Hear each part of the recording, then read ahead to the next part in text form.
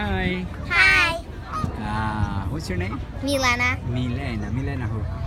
Milena Petros Habtom. Oh, right. How about you? What's your name? Hermella Petros Habtom. Oh, right. Where are you now? New York. New York. Where in New York? Statue of Liberty. Statue of Liberty. Where is it located? Liberty Island. Liberty Island. Wow, that's nice. That's nice. What does the statue represent? Liberty and justice. Liberty and justice. What does the tablet on her hand represent? The American Declaration of Independence on July 4, 1776. Oh, excellent, excellent. How about the crown? What does it represent? The crown. The crown represents the seven rays of sun verse spreading throughout the world.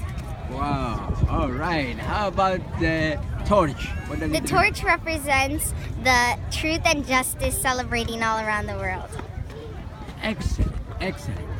And the tablet, what does it represent?